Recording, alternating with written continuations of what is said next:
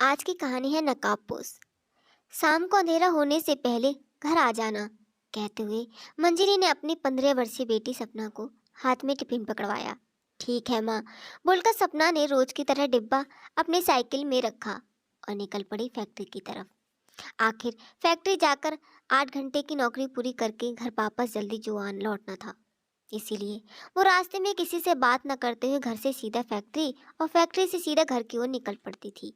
कभी कभार घर के खर्च पैसे न होने के कारण ओवर टाइम भी कर लेती थी। घर जाकर माँ के कामों में हाथ बटाना और छोटे भाई बहनों की जिम्मेदारी भी उसी पे थी। 7वीं कक्षा में उच्च अंक प्राप्त करके अपने माता पिता का पूरे गांव में नाम रोशन किया था सपना ने। लेकिन पिताजी के आकस्मिक देहांत के बाद न चाहते हुए भी उसे 3 साल बीत चुके थे। लेकिन जग अभी ताजा था। घर की बड़ी बेटी होने के नाते घर चलाने की सारी जिम्मेदारी उसने अपने कंधों पर उठा ली थी। साथ ही किशन चाचा ने अपने मालिक से कहकर सपना को फैक्ट्री में काम दिलवा दिया था। उसके काम और मेहनत को देखकर मालिक भी खुश रहते थे। मंजरी भी आस पड़ोस के लोगों से कपड़े सिलकर कुछ कम पैसे कमा लेती थी। रह सहकर मुश्किल से ही गुजारा हो पाता था। इसमें कोई शक नहीं था कि सपना सुंदर नहीं थी। मानो भगवान ने बड़ी फुर्सत से बनाया था उसे। भूरे रंग की बड़ी बड़ी आंखें, गोरा रंग, रेशम जैसे कमर छूते बाल। गांव में काफी लोगों की नजर रहती थी उस पर, परंतु वो किसी को भी नजर उठा के नहीं देखती थी। उसकी माँ मंजरी को उसकी बड़ी चिंता रहती थी। आखिरकार लड़की जात जो बैठ ठहरी। वैसे बीबी पिछले कुछ महीनों से गांव में हो रहे नाबालिगों के लड़कियों के हो रहे दुष्कर्म से पूरे गांव वालों में मन में दहशत सी फैली हुई थी। ना चाहते हुए वे वो कौन दो नकाबपोश थे जो रात के अंधेरे में अपनी बाइक पर आते और गांव की नाबालिग लड़कियों का अपहरण करके उनके साथ दुष्कर्म करते थे और वापस गांव के अंधमरा कर फेंक जाते थे। कितनी ही लड़कियां बदनामी के कारण आत्महत्या करने में मजबूर हो जाती थी। कुछ अनसुलझे से सवाल थे उसके मन में, जिसकी गुत्थी सुलझाना असंभव सा लग रहा था। आखिरकार सजा दिलवाते भी तो किसको। उस दिन सपना फैक्ट्री में ओवर टाइम करना था। रक्षाबंधन आने वाला था। छोटे भाई को उसकी मनपसंद की शर्ट दिलवाने की थी। फैक्ट्री में ओवर टाइम करते करते रात हो चुकी थी। मंजरी की निगाहें दरवाजे पर टकटकी लगाए बैठी थीं। मन में अजीब सी बेचैनी व हलचल थी मची हुई थी कि कहीं सपना की मुसीबत में ना हो, जल्दी ही घर की सही सलामत पहुंच जाए। क्या जरूरत थी ओवर टाइम करने की? सट ही तो है, अभी नहीं तो बाद में दिलवा देती। जब कुछ पैसे जमा हो जाते मन ही मन खुद को बुदबुदाते जा रही थी मंजरी। एक तरफ ध्यान दाल के पतीले पर कचड़ी पर मारने पे था, तो दूसरी तरफ निगाहें कभी घड़ी की तरफ तो कभी चौखट की तरफ। सपना अपना सारा काम खत्म करके जल्दी से साइकिल उठाकर तेज पेडल मारती हुई चल पड़ी घर की तरफ। फैक्ट्री से घर तक का रास्ता पूरे 3 किलोमीटर का था। जल्दी जल्दी सपना ने आधे से ज्यादा रास्ता पार कर लिया था। तभी अचानक उसको थोड़ी दूर से बाइक की आवाज आती सुनाई दी। उसके मन में कुछ खटका सा होने लगा था, मानो उसे आभास हो गया था कि कहीं कभी ये वही बाइक वाले तो नहीं है जो रात के अंधेरे में गांव की लड़कियों के साथ दुष्कर्म करते हैं।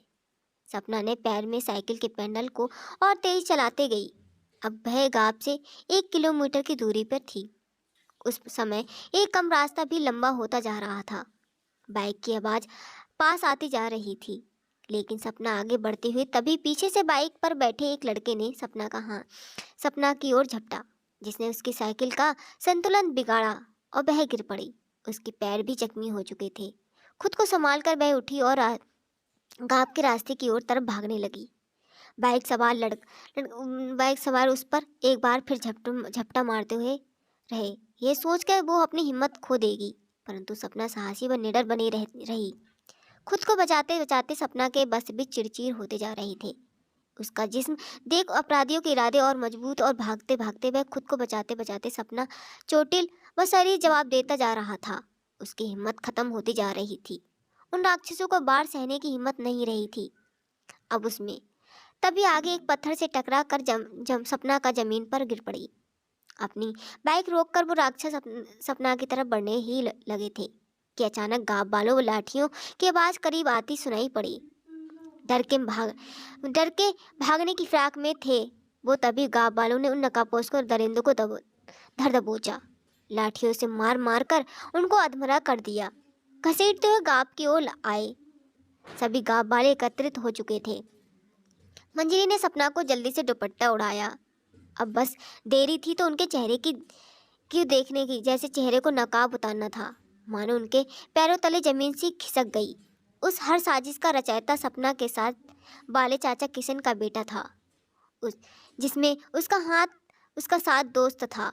अपने बेटे की ऐसी गंदी साजिश को देख किशन चाचा का सर झुक गया। कभी नहीं सोचा था उन्होंने कि उनकी परवरिश ऐसा रंग दिखाएगी। गांव वालों ने किसी ने लड़की की तरफ आंख उठाकर न देखने वाला उनका बेटा ऐसी गंदी साजिश का मास्टरमाइंड होगा। चाचा ने खुद पुलिस को फोन करके अपने बेटे व उसके दोस्त को उनके हवाले कर दिया। वह खुद सिर झुकाकर खड़े रहे, हाथ जोड़कर सबसे माफी मांगते रहे। मंजरी ने सभी गांव वालों का शुक्रिया किया।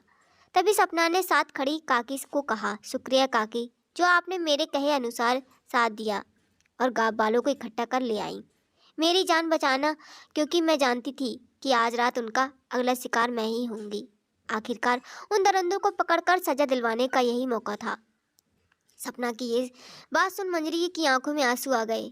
नहीं जानती थी कि वो उनकी बेटी एक दिन अपनी जान की परवाह किए बिना इतनी बहादुरी का काम करेगी। नहीं सोचा था उन्होंने कि उनकी परवरिश ऐसा काम करेगी। जब लोग अपने घरों में जा चुके थे, वह सपना आज उन लड़कियों को इंसाफ दिला आसमान में टिमटमा रहे लाखों सितारों की चादर तले चैन की नींद सो रही थी। धन्यवाद। इसी तरह की कहानी सुनते रहने के लिए चैनल को लाइक सब्सक्राइब कीजिएगा। हम आपको इसी तरह मनोरंजन कहानी सुनाते रहेंगे। धन्यवाद।